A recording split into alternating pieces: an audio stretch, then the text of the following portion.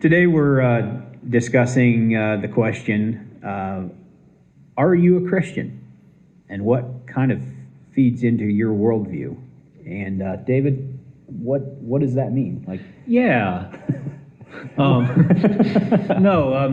I guess we're just kind of looking at the underpinnings of our beliefs in our worldview, and where do the ways that we think and define things actually come from? Are they historically Christian, or is it from some other source? I think I'm going to throw it to John to kind of define some basics of modern philosophy and thought to kind of help. Yeah, John, explain things for us. Okay. Yeah, we'll look at modernism and postmodernism. And when we say, are we really Christian, then what we're asking is do we hold to a traditional Christian way of looking at the world, or do we hold to something that's much younger and immature and stupid? Do we actually hold to something that really could just be called modernism but has some Christian terms thrown in? Yeah. Or something that could be called postmodernism with this little sprinkling of Christian symbolism in it or something like that. Mm-hmm. So to start off with modernism, basically modernism is a way of looking at the world, or a belief system, a way of living that values reason, rationality, logic, scientific inquiry, has a belief in progress, innovation, and these are things that are going to lead to the betterment of society. There's a belief in absolute truth, objective truth that can be known and understood with certainty, and all we have to do is figure out the right way of studying something or the right way of measuring something, and then we'll be able to grasp it. Mm-hmm. People can build a coherent system to understand and control the world. That's fundamental to a modernist understanding of human nature and our role in the universe. So there's a little bit of what modernism is about, and along with this, this in a way this should already seem like a contradiction, but this is something that operates very much on the individual level. Reason and logic are not things. I can't accept something from an authority figure. If I accept something on the basis of an appeal to authority, then that's a logical fallacy, and I'll talk about some logical fallacies and their relationship to traditional ways of knowing, I think, later in the conversation. But I'll just mention that for right now, that appeal to authority. Well, if you trust something on the basis of an authority telling you, then that's a logical fallacy, so you're doing it wrong. And what that means is that you ultimately, you can't use someone else's reason and logic as a way of coming to truth. It has to be within your own mind. So it's this right here that leads you to understanding the world and to power and influence over the world. This meaning your rational brain, but also meaning your rational brain in isolation from other brains. So autonomy, rational autonomy of the individual would also be very important. Mm-hmm. So there's a little bit of a glimpse of modernism there.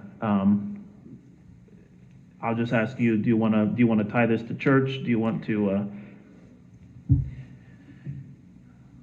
Well, an example came to my mind of an interaction I had with somebody a while back, just talking about. I think it was actually in a comment and some replies on one of our videos talking about. You got a mouse running down the wall. Sorry, go ahead. That's fun. We are in a barn. Talking about the subject of worship, and the guy was making some point. The commenter was making some point about, well, here's how this word is translated, and I came back with a point that yeah, but the point you're drawing back doesn't exist in, any of the church fathers or any of the tradition of the church. And this person then in turn responds with something along the lines of, yeah, but the people who are translating it this way are super smart scholars, so I trust them. So it's like, it's kind of like this weird thing that ends up happening where you defer to the smartest person in the room. And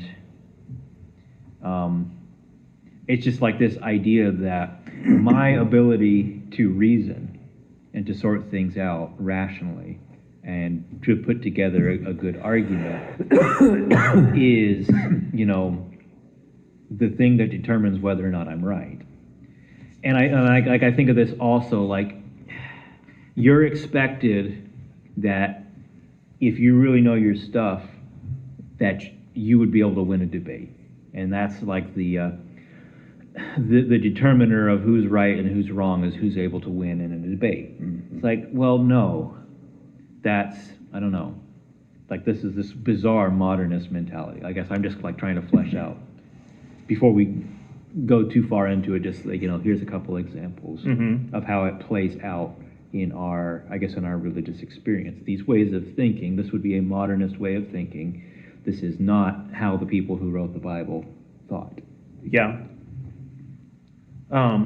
Even just with the reference to translation, there's this sense of like, sometimes I think of theological arguments as being sort of just a rational game that people play.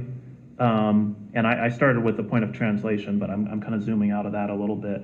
And a game in the sense of like, if I can put this idea together with this idea, or this Bible verse together with this Bible verse, then I can conclude this thing right here.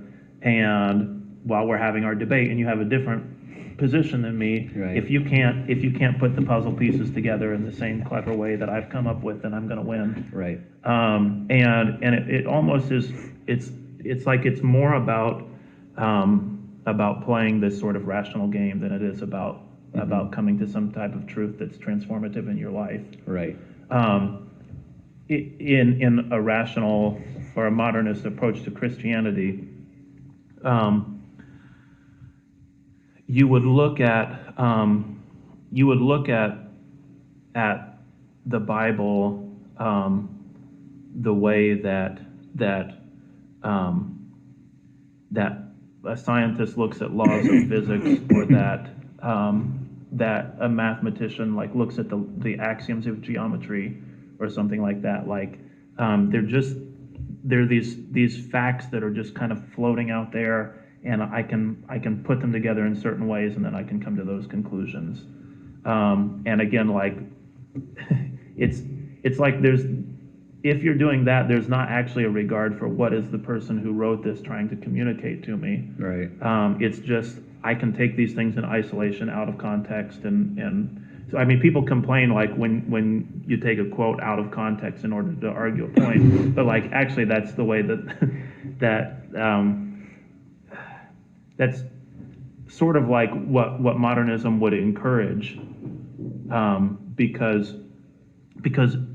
if you're interested in the pure rational approach to things, then you want things to be as simple and rational as you want everything to become a logical building block for your argument. And so you're just trying to figure out again the way to piece these little ideas together. Fundamentalism, in spite of being critical of like rational empiricism, will have a very rational approach to how they would use the Bible to come to the truth. Yeah, and so it's like creationism would be like a prime example of a modernist approach to the scripture. Right. And so it's like you're not going to have, I mean, like I know you have like the traditional Jewish calendar that has like a similar number of years as to what like modern creationists have. I don't know the story of the Jewish calendar when that comes about. I imagine they've had it for quite a while. But at the same time, you just like historically don't really have people reading the book of Genesis, or also like dispensationalism when it comes to reading the book of Revelations in that same sort of technical way, I Mhm. guess I would say. And if you want a modernist critique of the six-day creationism, then you can just point to the verse that says, with God 1,000 years is as a day. Right. And then therefore each of those 6 days actually represents 1,000 years, and therefore the Right. creation took 6,000 years. Yeah. Wow, but- John, you really just put the puzzle pieces together there. I vowed that you won the debate right That there. was astounding logic. Yeah. But that's a demonstration of the way this type of thought process can Yeah, work. absolutely. Yeah. And a way of how, of course, there we're using numbers, but like how these are like, these statements in the Bible become like parts of a mathematical equation that you can put together in your argument. Yeah. So I guess, I mean, we might as well just keep going down the line, keep going down the lines of kind of fleshing out what modernism and Christianity looks like. I guess we kind of started doing that, so let's before we get into postmodernism. Yeah. So, I mean, I think it's fair to say that most traditional Protestantism is thoroughly modernist in its thinking. I don't know, so I'm not entirely, you would probably have the numbers, like time-wise, when does modernism as a philosophy really come into play? I tend to think like has its heyday in the 1800s. Well, But it grows out of like enlightened rationalism, so it would go all the way back to like the 15th century is Mhm. when it starts to emerge, like late Middle Ages, humanism, and then in the Great Awakening, the Enlightenment, the Age of Reason, is like the formative years of modernism. Mhm. And so like we talk about like the modern world or the modern period as being like 1600s and later. Like that's like the early modern period. Like in terms of like anthropology, that's what we'll refer to that time period as. Like, so the time period immediately after the Middle Ages is the early modern period. I don't know if there's overlap there with modernism as a philosophy. Again, I guess I'll throw that to you. Well, that's really just a matter of how you want to define things, because the easiest thing to point to would be the Enlightenment in the 1700s. Right. But although that would be the easiest thing to point to, anybody who would point to that and saying this is where modernism comes from would also say it has roots in the Reformation, Right. and in the Renaissance and Renaissance humanism. Right. So they would say all those things, Right. but you could just think of the Enlightenment as being, I mean, you kind of said something about like it has roots before, but that's really when it takes its Yeah. form. But then you go back even further to medieval scholasticism, and I just want to bring out a really interesting point about that. You have Gregory Palamas in Greece responding to like scholasticism and like the early kind of, I don't know what the word I'm looking for is, like these early forms of rationalism emerging in the West. And you have, Gregory Palamas, he's a Greek monk who looks at this and says, hey, this is a bunch of baloney, and lays out just like a sequence of events as, hey, this is what's going to happen if you follow this way of thinking through to its conclusion. And it's pretty much exactly what did happen. And his idea is that this rationalism, this putting reason at the forefront of your way of thinking, your way of approaching Christianity in this case, eventually you're going to wind up not believing in God at all. Mm-hmm. Because reason is going to replace God in your culture. And I mean, he hit that nail pretty square on the head. So anyway, I just say that just to bring out the point that as modernism is emerging in the West, it is seen as something that is just distinctly anti-Christian. It is so against a traditional Christian way of seeing the world.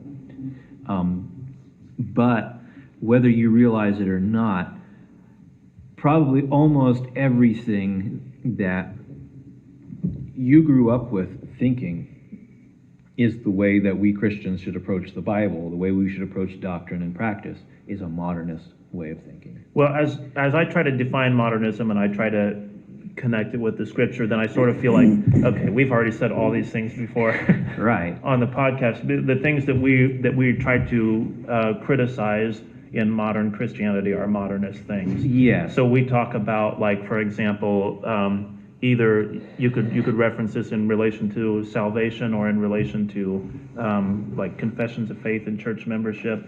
But like anytime there's this sense of okay, I checked this box, now I'm good, then that's a phrase that I've used a lot in our discussions. But it just seems like all the life and all the purpose has been removed from whatever it is from salvation. Right. Yeah. For example, when you have this idea of like, okay, I did the thing. Well, that's interesting because, like the way you put it, like remove all the life from it, is because like the traditional Christian worldview sees things as having life. It sees things as being alive and being in motion. And like everything has a soul. Like there's a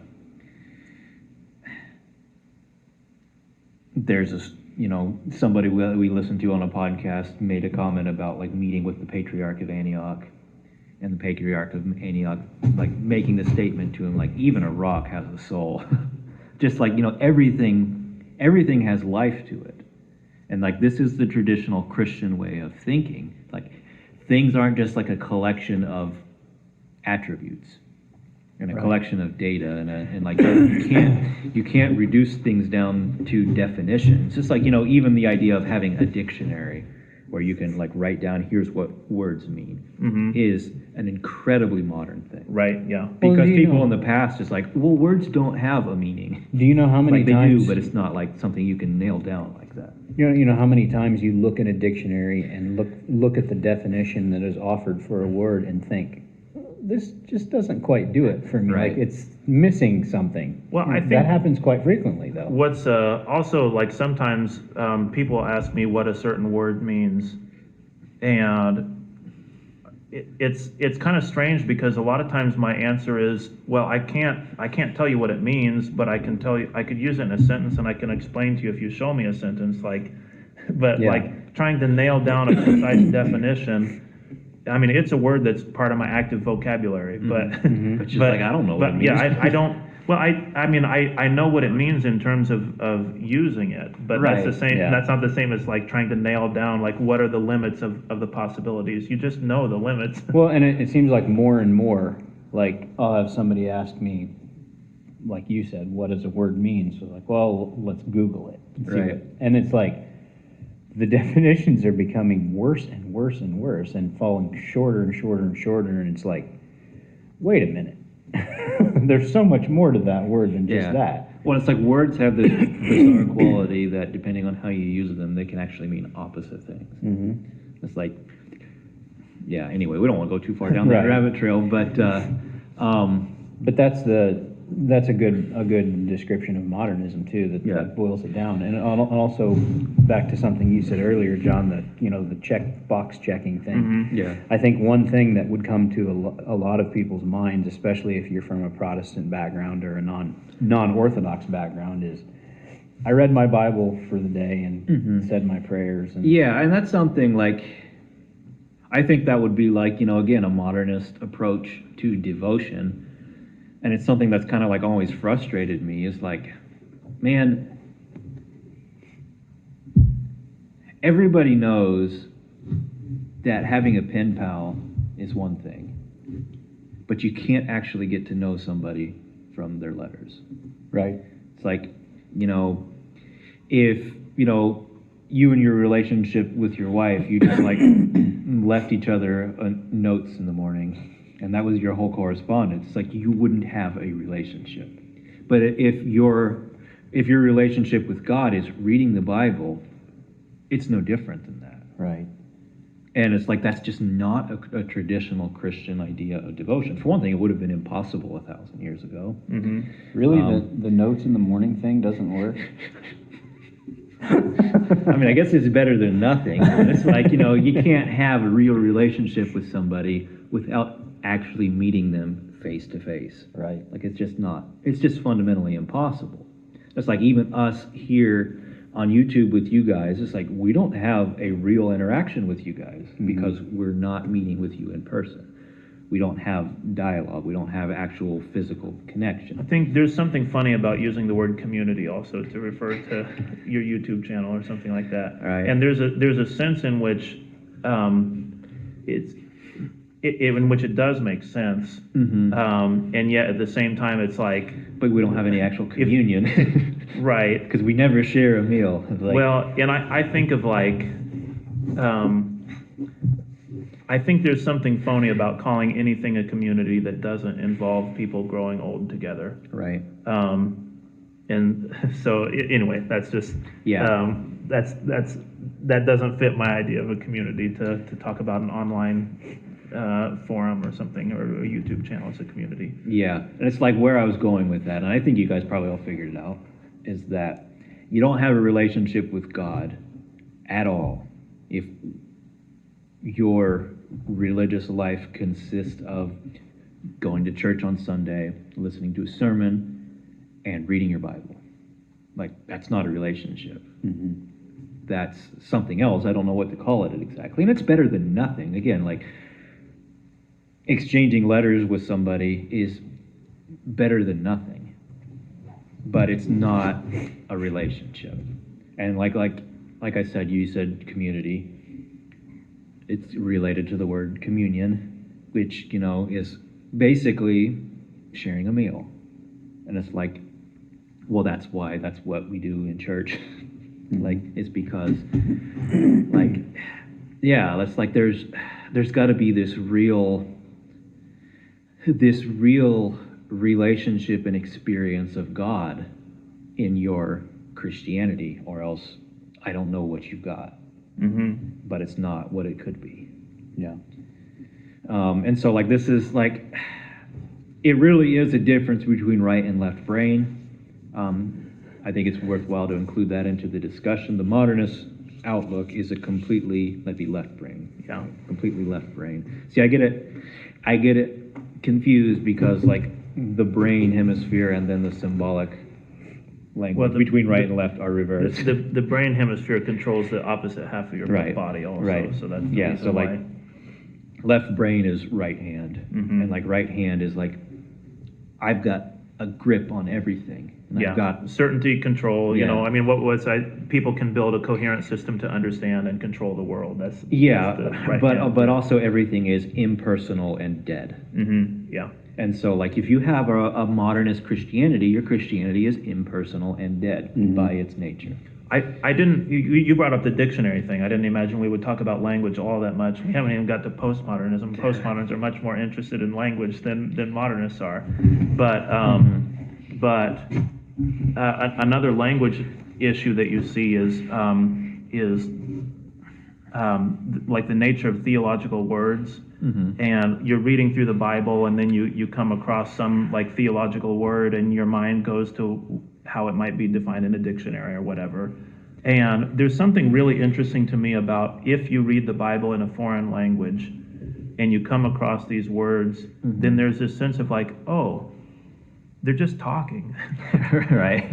They're just using words that people would use. Right. And so like it's like we look at things that Paul wrote and we think of like, oh, he's giving us this term and let's try to make sense of what this term means because it's obviously important.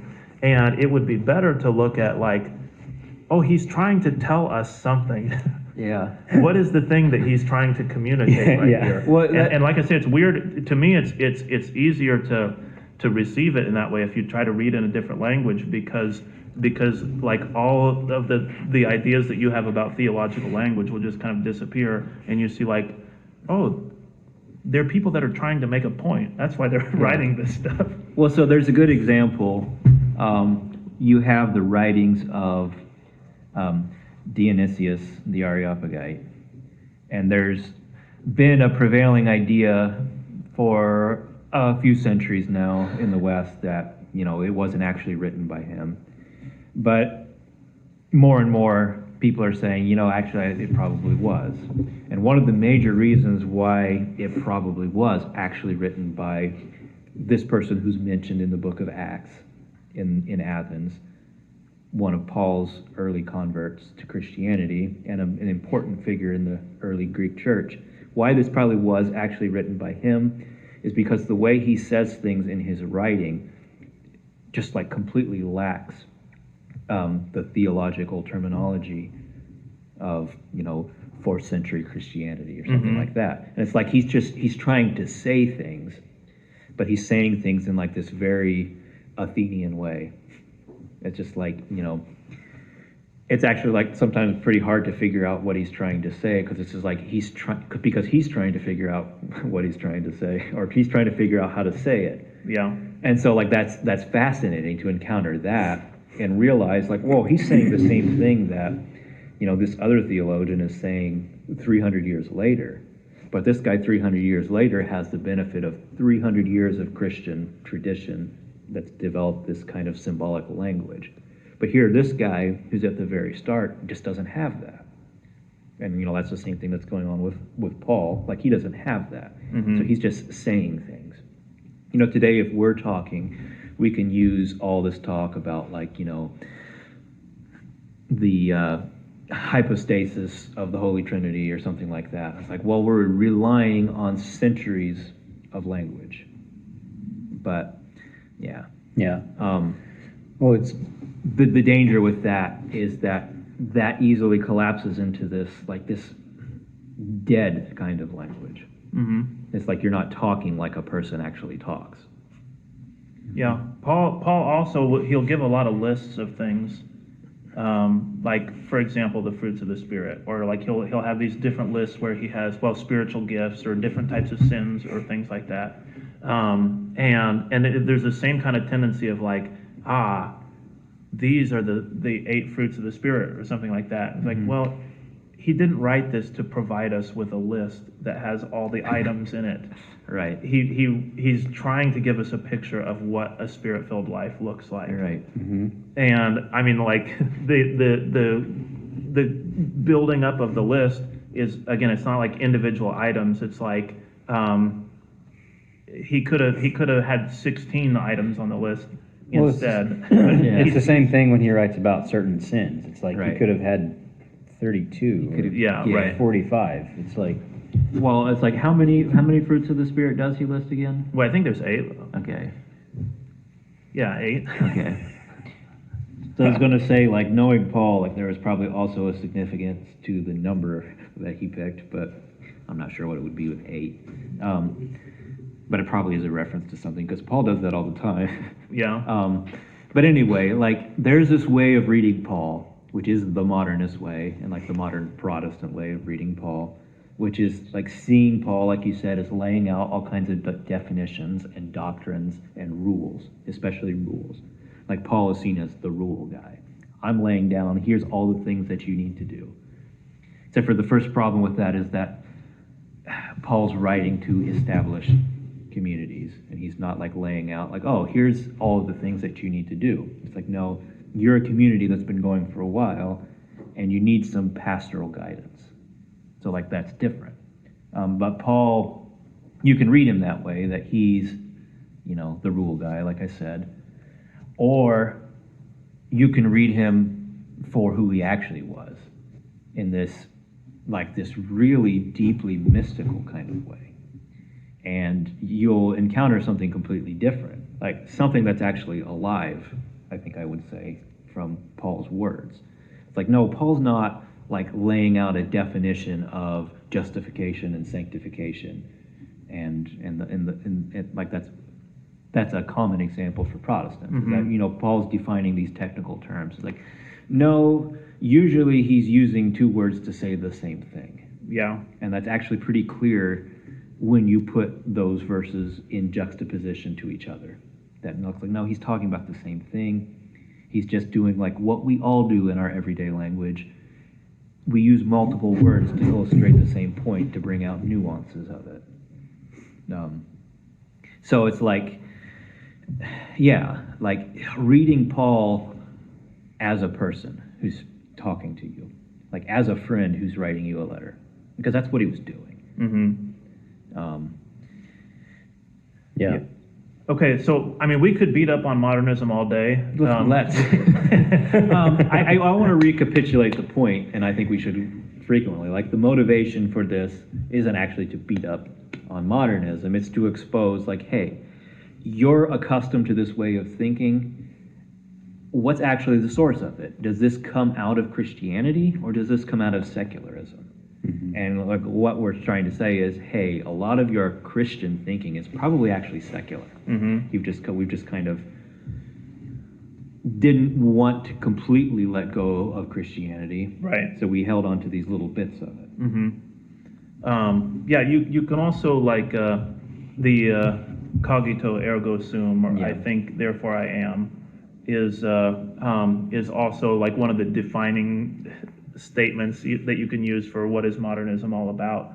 And in that you can see, Is that Descartes? yeah, you can see my existence is validated by my thinking, by my reason, and that's how I even know that I do exist.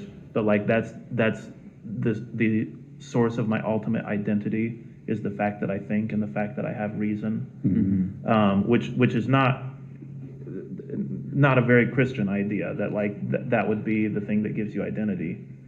Right. But you can also see how that is defining of a lot of Christianity, that what you think determines, Yes. are you a Christian, are you not a Christian? Yeah. But also determines what is true and what is not. Yeah. Because what ends up happening in Protestantism is this idea that, well, like we already said, the most well-formulated argument is the right one, but that it's like, I don't know, I can never quite come up with a way of saying this that I'm satisfied with, but it's something like the truth is something to be worked out and discovered. In contrast to that, the traditional Christian understanding is that the truth is something that's fundamentally beyond our grasp. And so the only way we actually have access to it is divine revelation. And that ends up being extremely significant for how you approach, say, theology and Christian doctrine, because you can say doctrine is something that we need to sort out and define, or you can see, no, doctrine is something that's God-given and we need to hold on to. And like those ideas are worlds apart. Yeah, right. But that's pretty much the distinction between a traditional Christian worldview and a modern one. Yeah. Yeah, I mean, it's something else we've stressed in a lot of our conversations is the idea of receptivity. And especially we connected that to Mary in our discussion of Mary. That was a major part of that discussion is this is what it means to be a Christian ultimately is receptivity to God. And that's quite the contrast to the picture that you're painting right there, where we're going out there and we're building our theology and we're coming to these conclusions. It's something that like I rise up and I can do it on my own, autonomously through my own reason. Yeah, so we were talking in the previous video about, like how the church we grew up in went about solving this problem. And it's basically through democracy.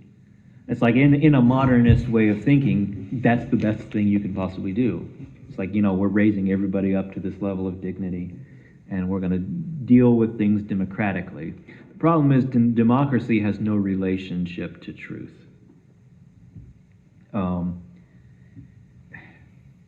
Which is like a serious problem, and like we're going to get into postmodernism, but I kind of see that. Yeah, I think that's kind of why postmodernism exists.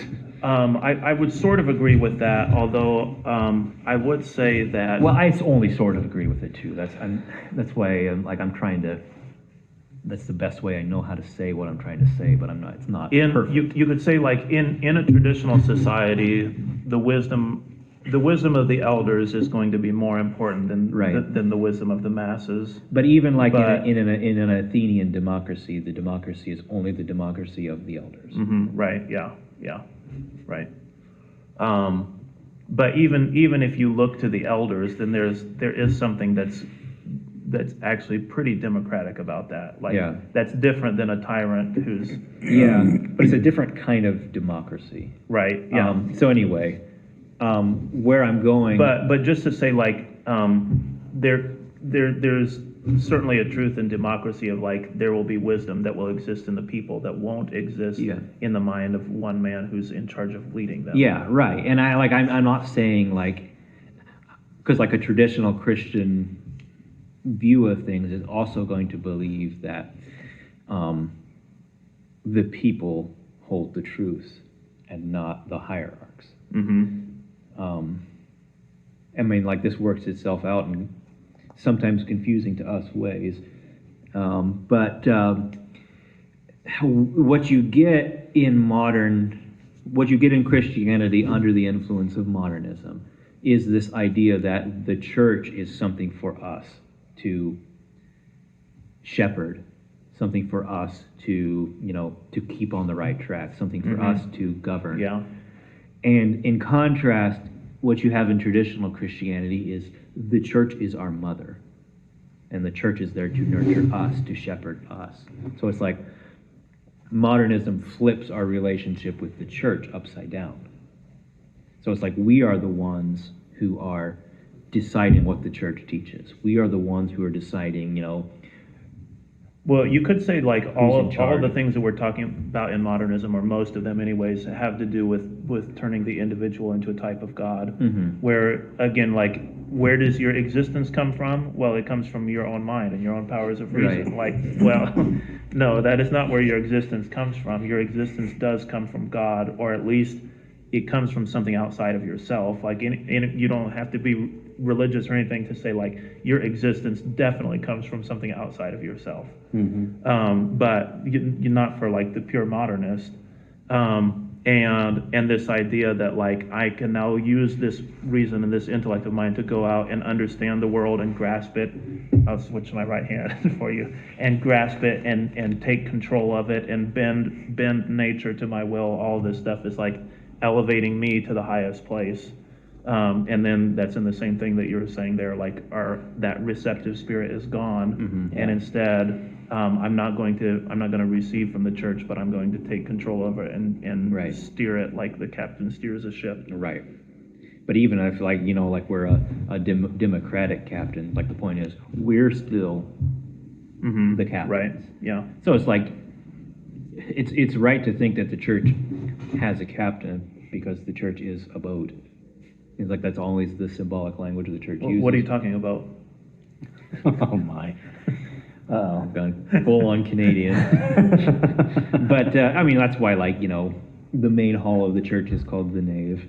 Yeah. It's naval terminology. It's and the church is traditionally referred to as the Ark of Salvation.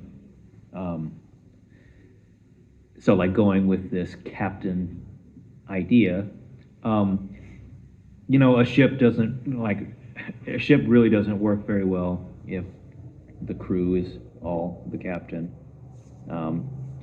But it also doesn't work very good if you put somebody who doesn't know what he's doing at the helm. The captain of the church is Christ. And that's important for us to remember. But I guess the real point I want to hammer home is our relationship to the church. We're all focused in modern Christianity on our relationship to Jesus Christ. But what about our relationship to our mother, to the church? Yeah. And that's vitally important. And, like, that's one of these areas where this modernist way of thinking really, really breaks down. And I think it has some severe consequences. And again, like, also just wanting to make the point, hey, here is an example of how you have a secular way of thinking that's leading your perception of things, that, your ecclesiology, your way of governing the church, your way of thinking about how the church functions and how you relate to the church, this does not come from a traditional Christian worldview. It comes from somewhere else. Yeah. Okay, respond to this. If you're a theologian, you're a modernist. It kind of depends. Okay, good answer. I mean, I think there's a large degree to which that's a true statement. If you're a theologian in the sense that you're trying to, like, I'm going to sit down and I'm going to write down everything. That's at best a scholastic approach, at worst a modernist approach. Mm-hmm. In contrast, I could be sitting down and writing, oh, nothing is anything, and then I'm in contrast, a postmodernist. But a traditional theologian in the ancient Christian tradition is a mystic, is somebody who prays a lot. Mm-hmm. Because, theologian, theologos, somebody who knows God. Yeah. Or really somebody that talks with God, I think is like, logos is a difficult word to translate. Yeah, right. And as we stated earlier, knowing God, But it's like, doesn't- yeah, sorry. you can't go very far getting to know God just by reading a book. Yeah. Or reading books. Well, like we talk about like geology and other kinds of ologies. It's like, oh, the logos there means the study of something. It's like, that's a pretty terrible Mhm. rendering of what the Greek word logos actually means. Yeah, Like, right. it does not mean the study of something. Right. It's like this. It's like a personal knowledge of something. Like, as in, I have a personal, I don't know. That's the best way I know how to put it. Yeah. Speaking of logos, I did want to mention some logical fallacies. Oh. Because if you're into reason and logic, and rational thinking is the highest form of being human, then anything that's a violation of logic is evil, and to use it in argument or discussion would constitute immorality. Yeah. Checks out. And and the only point I wanted to make on this is that if you pay attention to a lot of what we call logical fallacies, in a traditional society, they would actually be considered, you could say, valid ways of knowing, or you could say sources of wisdom. So, for example, I mentioned the appeal to authority already. First one that came to mind for me. Right. It's like, that's like what entire civilizations for thousands of years are built on. Right. But then- Yeah, and listening to the word of authority when you're not able to understand it with your own reason is a mark of wisdom and of Right. humility. Yeah, and it's like also like a scriptural commandment. Right. And then similarly, appeal to tradition, which is sort of the same thing. So I don't need also to make a scriptural commandment. right. Yeah. Okay, we sort of touched on the idea of appeal to popular belief or bandwagon fallacy, and we didn't exactly say that, like, well, the bandwagon is what traditional society would have embraced, but there is this sense of, like, there's, again, a wisdom in the masses that the people who are running things won't necessarily have access to. Yeah, there's a story. I'm thinking it's the Council of Ephesus, where they refuted Nestorianism, and one of the things that they also clarified is that it's right to refer to Mary as the Theotokos, the bearer of God, and Nestorius had said, no, she's Christotokos, she only bore the human Christ, not God. And when the council declared this to be a heresy, I'm thinking this is the story, I might be getting this and another story mixed up, that the people rejoiced at this and went and got an icon out of the church and paraded it around the city of Ephesus. And then, like, the point they're drawing is, like, the people knew the truth, even though their bishops were speaking heresy. Like the people knew the truth. So it's like there's this idea in historical Christianity, like the hierarchs and the bishops can very often act against the truth. And in that case, it does fall to the people to know and to uphold it. Yeah, I think modern people also would have a strong sense of this. Right. Like, there are a lot of things that the church is teaching and doing that the people know are not right. Yeah. So this makes wisdom not a clear-cut and simple thing like a modernist person would want it to be, because because you have both the appeal to authority and that sort of appeal to the masses. But it does make wisdom what Solomon knew it to be. Specifically, something deep and like kind of like unknowable, and like I don't know, like he speaks of wisdom as a woman, and like there's this mystery to wisdom. Right. See, that's different than the way a modernist would explain Solomon's wisdom. Solomon's wisdom was he knew how to game the stock market. Yeah, well, I mean, I've heard modernist thinkers outright say, "Oh, there's no difference between knowledge and wisdom." It's like, well, yeah. Anyway, let's move on. Okay, just to rattle off a couple of these, you've got appeal to emotion or to intuition, and I mean, if you're making important decisions and you don't use emotion as a factor, that's actually a problem. Yeah. Your emotion and your intuition will know that there's something wrong with a situation that your reason is not able to grasp, and your intuition and your emotion can know that there's something good about your situation, good about a possibility that your reason isn't able to grasp. And if you're not paying attention to that, then like your life is just not going to be as good as what it should be. Yeah. Appeal to nature or to natural law, the sense of like this is well, you could even just say like if something is human nature, I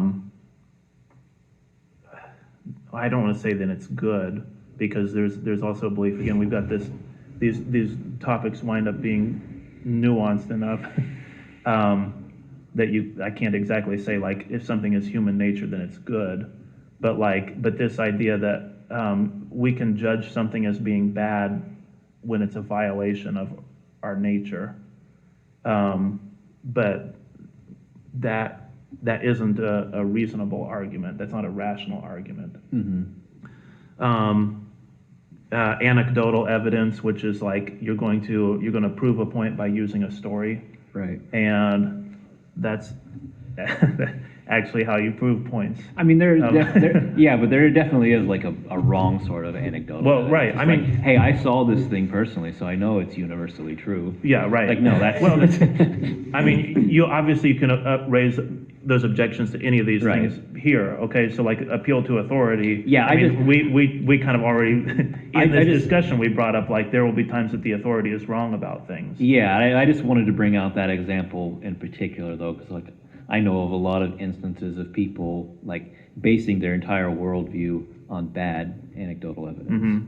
Yeah. It's like, so they're like, but like you said, that can be true of all of these fallacies. There are instances in which they are all legitimate fallacies. Right. But there again, it's the anecdotal evidence fallacy to Yeah. say that means they're always fallacious. Yeah. Yeah. And then another is this one I'll have to do even more gymnastics to explain, but the ad hominem fallacy, which is against a person or Right. attacking the person. So somebody's saying an idea, and I don't like the idea that he's saying, so I insult him personally and Yeah. talk about how stupid and ugly he is. Right. And that way I can try to convince people not to listen to him. Yeah. Right. And that, of course, also is not a logical way of arguing. And yet, this is very much akin to the idea, not that Jesus was encouraging like launch personal attacks against people when they are teaching bad things. But he says you'll know a tree by its fruits. Right. Saying that how are you going to know if somebody's a false teacher or not? Well, you can look at the way they live their lives, and if their life is yielding bad Yeah. fruit, then whatever it is that they're teaching or whatever it is that they believe produces bad fruit, Yeah. and so you don't want to adopt that for your way of life. Right. And like that doesn't mean like absolutely everything that they say is false. It just means like taken as a whole, their worldview has something wrong with it. Yeah, well, it says you don't want them to be your teacher. Right. Don't submit yourself to them. Yep. it- Which is like, the counterpoint to that is like, this is why traditional Christianity says, know the lives of the saints and look at them. It's because like, you have like, even people that are leaders right now in the church are not always good people. And so you can't always like look to them as examples of what you should be and what you should believe. But, there are people who, like, you can look at their lives and it's like, man, this guy was it. Yeah. So, like, that's Um, the positive well- sort of ad hominem. Learning and growing and maturing by admiration and by following the example of a great role model is not rational, and like that is a necessary part of living and growing. You could say that's a necessary part of enlightenment. Yeah, but did anybody ever actually become a good person rationally? Well, I would say it has never happened on pure reason. No. Right. I would say there are times when looking at a situation rationally has been greatly beneficial to people. You're right. Yeah. Yeah. So I mean, when I criticize rationality, Like we're not throwing that's out reason. yeah, right. Just like reason in its proper place. Right. Yeah, So the absolutely. whole thing is this move where your reason puts you in the position of God, like gives you power over other people or over nature or whatever it is. You're getting into dangerous territory when you think it's the only thing that matters. Then you have an inaccurate view of human nature. You have an inaccurate view of truth and wisdom. Then the only other fallacy that I had on here was the slippery slope. And I'd mentioned that one partly because I think for a lot of people, they run into the slippery slope fallacy and they think, but a lot of times this is true. Right. And the slippery slope just means that, like, if you do this one bad thing or you allow this one bad thing, then like you take this one step in the bad direction, then you'll slip and slide down the whole hill, and then pretty soon you'll be over here doing these terrible things. Yeah, an example of a slippery slope argument is if we allow no fault divorce, then, actually go back a step back before that, if we allow this free love mentality, then, you're going to have divorce, and then you allow that, then you're going to have gay marriage, and then you allow that, and then you're going to have, cross-dressing and sex change and all that. And it's like, that's a slippery slope argument. And at every step along the way, it was criticized as like, no, that's just a slippery slope fallacy. There's no reason to believe that this will lead to this. Yeah. Like, well, I guess hindsight's 20/20. Right. Yeah. Well, it's you can also say that, like, when you look at this extreme consequence, you can say, if you don't want to get here, then don't take this step, because Right. you can actually never reach this spot unless you take this Yeah, step. but it's like the slippery slope argument is often actually an argument that this is where this line of thinking will take you. That doesn't mean you can't get off this track at some point along the process, or even that it necessarily will lead you to this place. It says if you continue with this line of thinking, this is where it will lead you. I mean, in a sense, a slippery slope argument means that, like, you can never talk about the consequences of anything. Right. So, Yeah. Well, it's and, like- and, yeah. and it is a logical fallacy because there's no logic that says, We should invent another logical fallacy and call it the logical fallacy.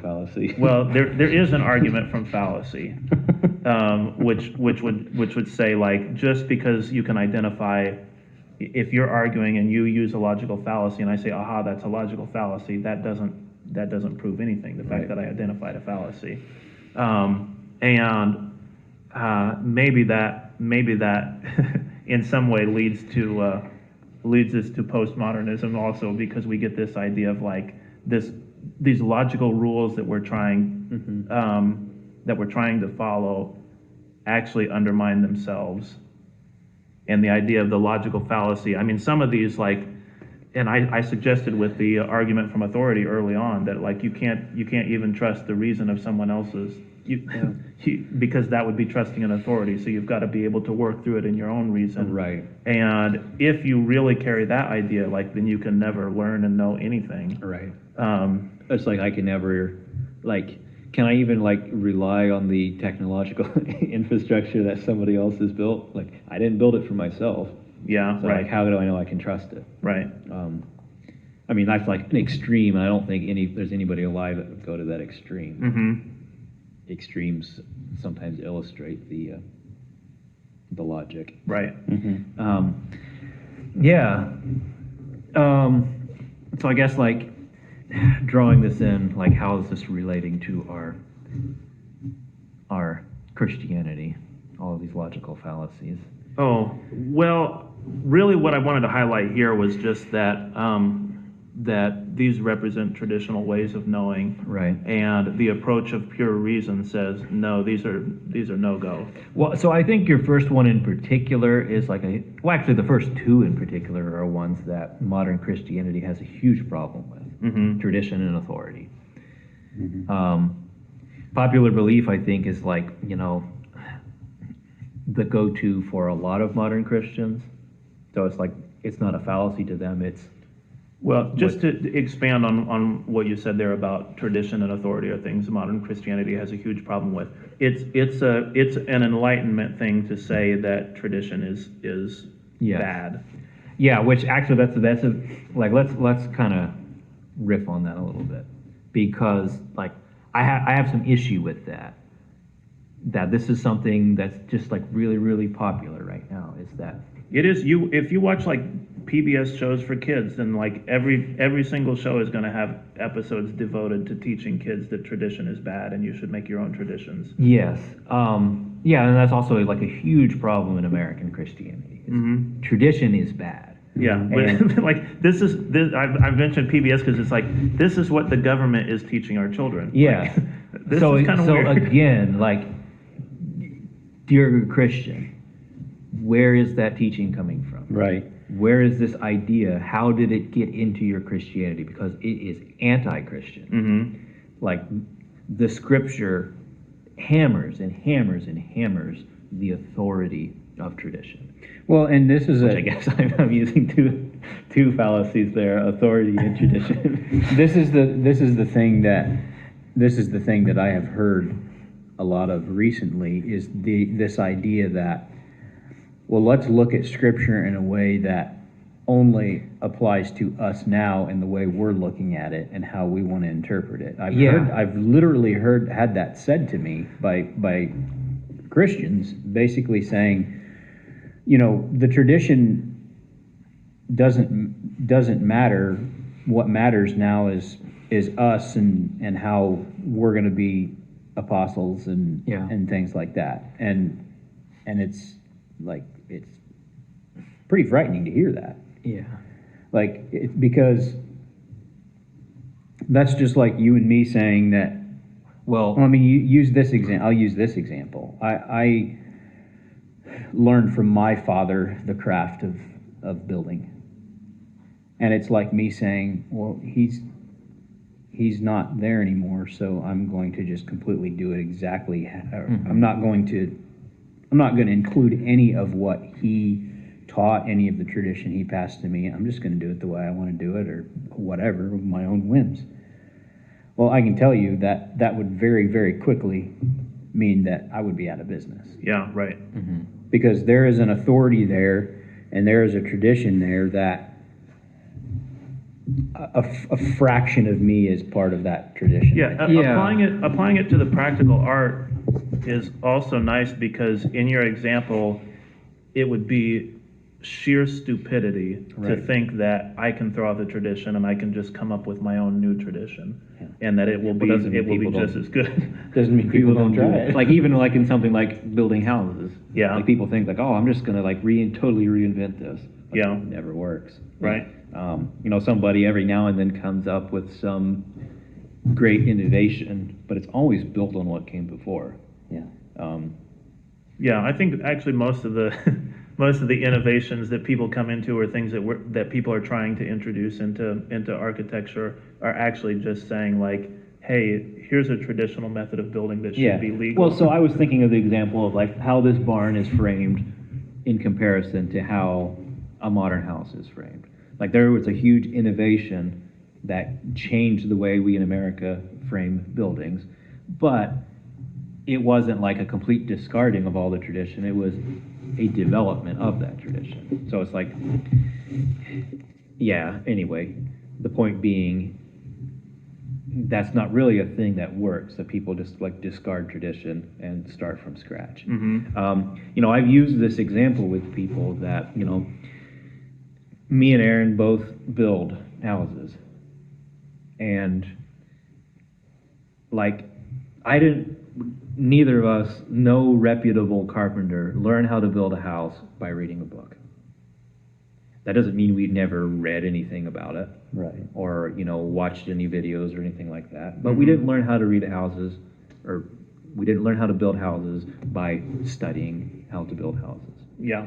We learned it by being under the tutelage of a master for years and years. Yep. And there's no other way to learn it. Like it's fundamentally not possible. Yeah.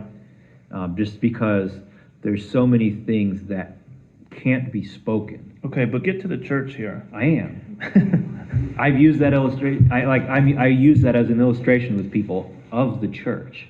It's like, compared to eternity, what I do for my job is insignificant. So why would I treat my job in a more sacred way than I treat the church? Because practically that's what you're doing. Yeah.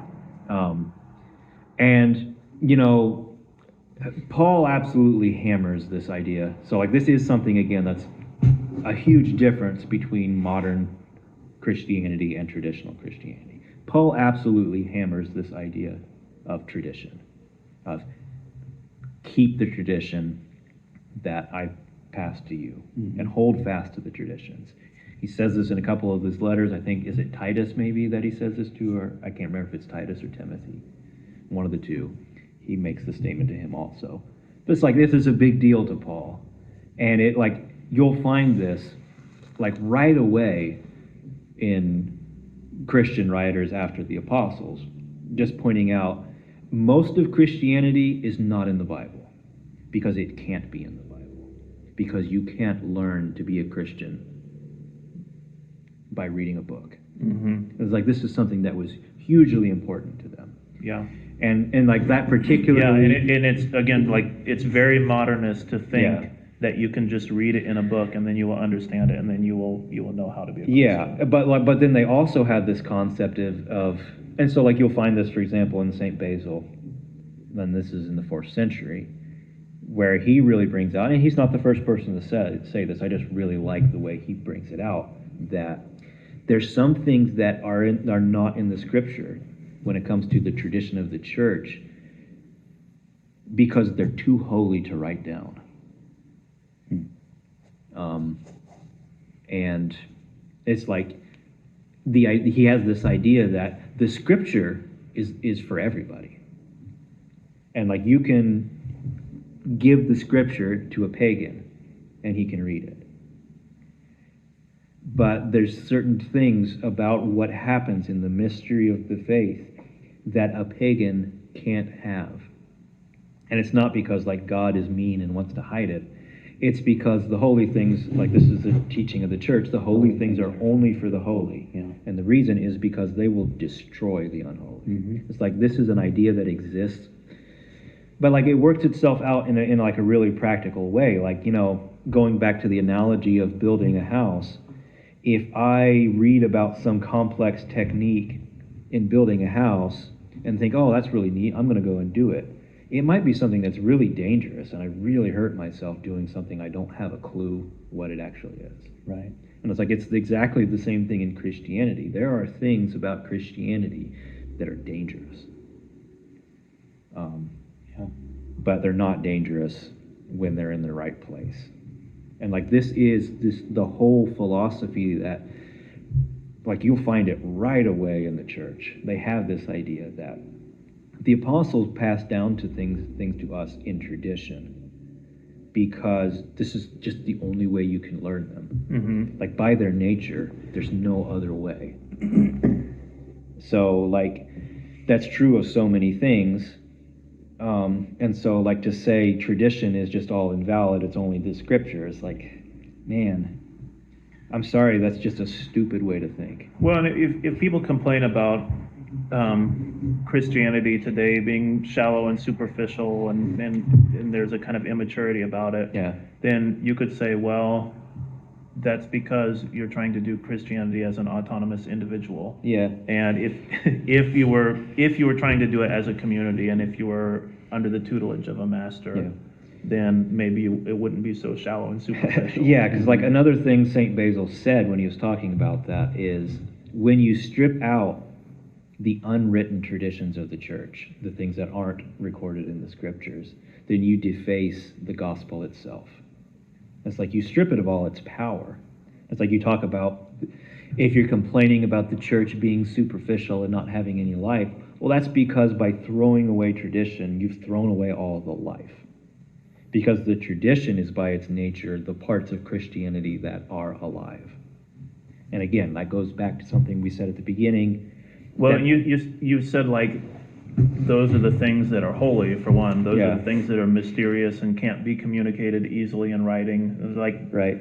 those again, you were talking about the left brain looking at things as being dead and the right brain as seeing things as alive, and like you can put the left brain things down in writing, Yeah, right. but you can't put the living things down in writing. Yeah, and I think holy and having life are very close to being the same thing. Mm-hmm. Yeah, I would agree with that. I think that's, and you can't explain that either. Right. Like you can't, you really can't. Like, Yeah. Try to think about that for a little bit. Don't try to explain that. Yeah, and I guess what I was saying before you so rudely interrupted me is I was like, helping you. yeah, but like you complain about Christianity being shallow, and you stripped all the life away by stripping away the things that aren't written down, and by saying, oh, that's man-made tradition. Yeah, so it's like, what's the solution to that? Like, I guess I'm making the point, if you have this modernist Christianity, there is no solution to that problem. Mhm. Right. And that's why we keep running around and around and around in circles around ourselves. It's because there just fundamentally is not a solution to the problems Yeah, well, we've made. you run into a problem of you could say a modernist Christian who has a theological position and there is a problem with it, and so your response is, okay, I'm going to come up with a new theological interpretation. Yeah. And my theological interpretation is going to correct all the problems, but like, But it just creates other yeah, problems over here. but what you're doing is you're still Over here by Aaron. really the problem isn't this one theological item. The problem is a modernist approach to Christianity. Yeah. And you're still using a modernist approach to Christianity to try to solve the problem. And it will create the exact same problem as Yeah. what you had. So the question for me becomes, are we going to open ourselves to the question that needs to be asked, which is, what happened to the Christianity that the apostles left us? Mm-hmm. What happened to it? And are we going to allow ourselves to ask that question? I think I have a good friend that would be very happy that you just asked that question. 'Cause that's like his pet question. I guess I could just throw a shout out in case he's watching our videos to Father Jonathan Ivanov. Hello, like Father his- Jonathan. That's like his question. Yeah, And he tells, like he's told me, is like, hey, you should ask people this question. Like, what happened? yeah, Yeah.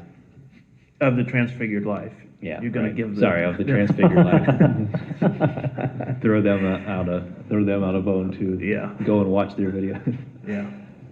Yeah. And then, yeah, leave comments there and tell them to come watch our video. Exactly. Yeah. But anyway, go on. No. Or are we done? Well, I think that for me is what boils down all of this discussion about Yeah. modernism and things like that is, Well, and I would boil it down to something I said already, that I think is like the fundamental difference between a traditional Christian philosophy and the modernist Christian philosophy, is that the traditional Christian philosophy sees the world as being full of life. Yeah. And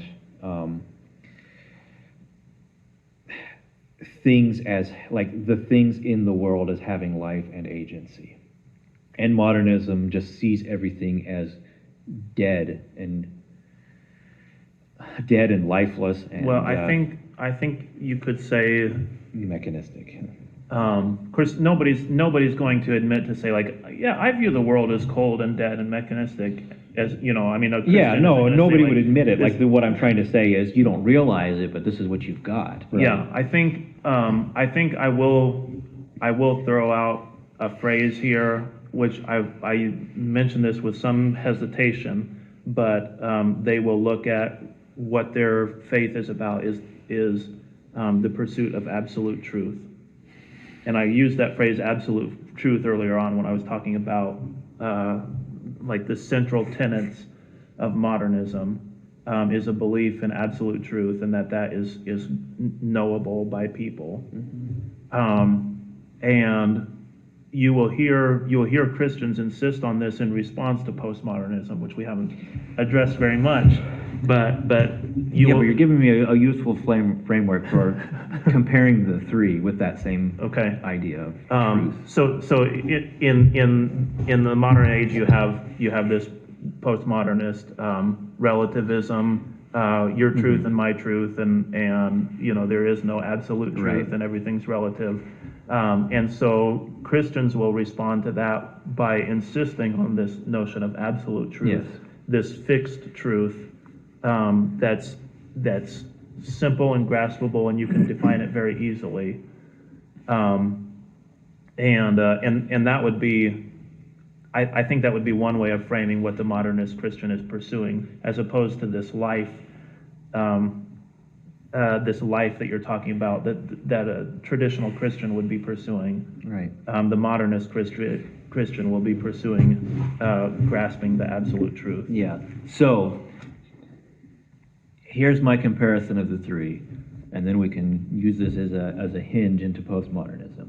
Modernism sees that there is absolute truth, and you set out to know it. Postmodernism says there is no absolute truth, so you can't know it. Traditional Christian philosophy says there is absolute truth, but you can't know it. Mm-hmm. Now write that down so we can recapitulate it at the end. But no, like I think that's the fundamental distinction, because what you're left with in I don't want to say the modern Christian world because we're talking about modernism, that gets confusing. The Christianity of today, what you get is there's this battle between modernism and postmodernism, between the camps that are saying, here's this absolute truth and we need to set it down and adhere to it, and the camp over here who says, no, there is no absolute truth. So you're always stuck with this battle between these two camps, and they're fundamentally incompatible. And Christianity is something that is neither of those, but yet in this strange sort of way, sort of encompasses both of them. Mm-hmm. It's like they both have half of the equation. Yeah. So it's like you end up finding a lot of things that are correct about both modernism and postmodernism. So like the modernist Christian who is just completely rejecting everything postmodern is wrong. But the postmodernist who is a reactionary against everything about the modernism is also wrong. Mm-hmm. Right. Anyway, now we should talk about postmodernism a little bit. Okay. Aaron actually said something a little bit ago that was actually talking about postmodernism instead of modernism, but What was that? I don't even remember what it was. I just remembered at the time that I was going to say that's actually postmodern. Well, I mentioned already in a lot of our discussion, like what we're saying today is things that we've said over and over again when Right. we're just trying to address problems in modern Yeah. Christianity. Except today we can say the term modernist Christianity. Yes. And But again, like I'm trying to give people a framework, for one thing, for understanding what we're actually saying, but then also understanding where they're at. yeah, right. And then I think you can also say the failings of modernist Christianity are why the church is in decline. Yeah. Why so many people are just not interested in having any involvement in the church whatsoever is because you have this insistence on here's what the truth is, but without life that faith in Christ should be offering to people. Right.